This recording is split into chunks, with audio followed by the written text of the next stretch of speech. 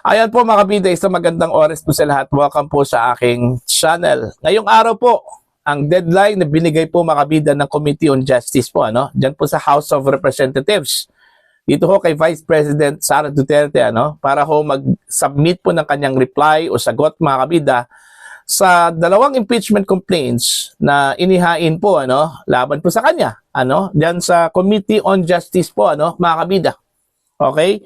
Kamakailan lang po, dineklara po ng Committee on Justice po itong dalawang impeachment complaints na sufficient in form at the same time sufficient in substance mga kabida. Okay. Sa tanong, sasagot kaya ang Vice Presidente mga kabida o hindi? Ito yung mga posibilidad po sa post po mga kabida ni Attorney Trixie Cruz Angeles sa kanyang Facebook page meron pong tatlong posibilidad na gagawin po ito kung si Sara Duterte po, mga kabida. Alright? Sabi po ni Attorney Trixie, March 16 is deadline for VP's answer to the complaints for impeachment. The Committee on Justice sent notice to her legal team to submit this along with attachments as necessary. Alright? 3 things are possible, Number 1, Vice President Sara Duterte, through her legal team, submits the answer with her evidence, after which the committee can allow the complainants to file the reply to the answer, attaching their own evidence. After this, the committee will determine the recommendation to the plenary. It can either find that there is a sufficient evidence to proceed to the impeachment in the Senate or that the evidence is insufficient. Ayan. The plenary can agree with the recommendation or not. But to proceed to the Senate, there must be a vote of at least 1/3 of the body. Ayun. So, mahirap po. Pagdating ho sa plenary, kung sakali man po, sasagot po si Sara Duterte ho dito mga kabida, hindi ho simple na mag-agree po ang House of Representatives plenary mga kabida o hindi. Kailangan po ng 1/3 ng mga miyembro po ng House of Representatives na buboto po dito para to proceed to the Senate mga kabida. Yun yung number 1. Number 2 possibility po mga kabida. Eto, Vice President Sara Duterte refused to submit an answer, opting instead to take her chances in the Senate. She can thereafter refuse to participate in any more of the proceedings in the House and preserve her team's push for the trial. In such a case, the Vice President is deemed to have controverted or denied the allegations in the complaints. The committee will then make a determination based on the available evidence to recommend that there is sufficient grounds for impeachment with the Senate or otherwise. Ayan. So, dito sa pangalawang posibilidad po, posible pong hayaan na lang po ni Vice President Sara Duterte, ito hong proceedings dyan po sa House Committee on Justice, Hindi po sila magpa-participate dito mga kabida at antayin na lang po nila yung magiging rekomendasyon po, ng Committee on Justice sa kanya hong dalawang impeachment complaints papuntang Senado po mga kabida okay, kung sakali man po doon na po yung battleground po mga kabida, as the Vice President said na ang totoong battleground daw ay sa Senate impeachment court mga kabida. Okay, dito sa pangatlo po, ito po yung matindi po mga kabida at may malaking posibilidad po okay, number 3, the Vice President can file a petition for certiorari, prohibition, and mandamus with prayer for temporary restraining order with the Supreme Court, alleging grave abuse of discretion on the part of the House Committee on Justice for proceeding with the impeachment citing following grounds. Okay, ano po yung mga grounds po? Upon the dismissal of the first filed complaint, this began a new period banning further complaints for impeachment and tolling the 1-year time period. Yun yung unang ground po, mga kabida. Remember, may 4 na impeachment complaints na isinampa po, ano, mga kabida, dyan po sa House Committee on Justice, ano? Okay? Number 2, that the Committee on Justice is abusing its discretion in attempting to choose her lawyer for her, ano? Okay? Gusto po ng Committee on Justice na sila mismo maghanap po ng abogado para ko kay Sara Duterte, ano? Mga kabida.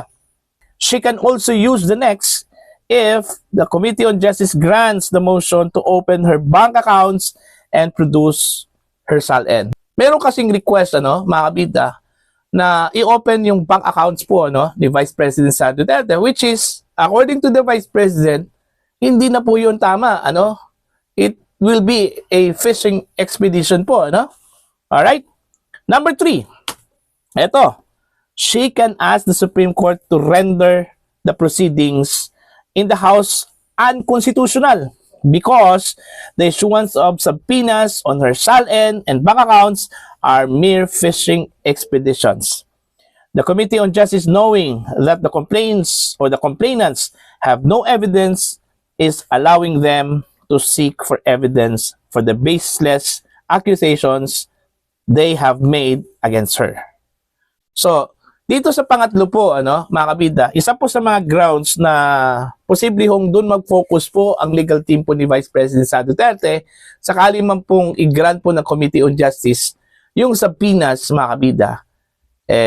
Teka muna, dito tayo magkakatalo po, ano? Posibleng yan yung sasabihin po ng legal team, ano, mga kabida, dahil ito hong pagkuha po ng kanyang SALN, pag-open ng kanyang bank accounts, pagpapatunay po yan, makabida, na wala ho silang malakas na ebidensya, no? At gusto po nila kukuha po ng ebidensya dito sa SALN at saka sa bank accounts po, ano, ni Vice President Sara Duterte. Okay? So, para sa akin, personally, ano, ang bet ko po dito na posibleng gawin po, ano, ni Vice President Sara Duterte, makabida, either yung pangalawa at saka yung pangatlo, ano? Yung pangalawa po, hahayaan na lang po niya, makabida, na uusad yung proceedings diyan po sa Committee on Justice po, ano? Hindi po siya magpa-participate. Hindi po siya magsasubmit, makabida, ng kanyang reply o sagot doon ho sa 2 impeachment complaints na isinampa po, makabida, no? Laban po sa kanya. Okay? At hahayaan na lang po niya ito na aakyat po, makabida, doon po sa Senado. At doon po sa Senado sila magtutuos. Yung una kasi, makabida, no, yung posibilidad na mag-file po siya ng answer o reply, ano, para sa akin, imposible yon. Okay, bakit? Kasi once na gawin niya ng Vice Presidente, makabida, may posibilidad po na malalaman po ng kanyang mga kalaban po, ano, yung kanyang strategy, ano, yung kanyang mga sagot doon ho sa mga aligasyon laban po sa kanya. Whereas kung hindi po siya sasagot dito, mga kabida, at hahayaan na lang po niya itong impeachment proceedings na uusad papuntang Senado, at least doon sa Senado, magkakaroon po ang kanyang mga kalaban, mga kabida, ng wait and see situation, ano? Kasi hindi po nila alam yung magiging strategiya po, ano, ng Vice Presidente at ng kanyang legal team, ano po, mga kabida, at hindi po nila alam ang magiging sagot po ng Vice Presidente dun ho sa mga aligasyon laban sa kanya, ano po, mga kabida. Okay? Yung pangatlo po na posibilidad para sa akin po na gawin po ng Vice Presidente, aakyat po siya ng Korte Suprema. At ko-questionin po, ano, ng Vice Presidente, ano, yung proceedings po. Kasi may binanggit po siya doon, ano, unang-una po yung request ng mga complainants, ano, mga kabida, lalong-lalo na po itong mga nag-endorse po ng impeachment complaints, ano, na magpalabas po ng subpoena itong Committee on Justice, ano, para buksan po yung accounts o bank accounts ng Vice Presidente at yung kanya hong SALN, which is according to the Vice President, hindi po pwede yon. Kasi po, yun po ay makukonsiderang fishing expedition na po yon, ano, mga kabida. At magiging labag po ito sa karapatan po ng Vice Presidente po, ano, mga kabida. Alright? So, para sa akin, dalawa lang po ang posibilidad.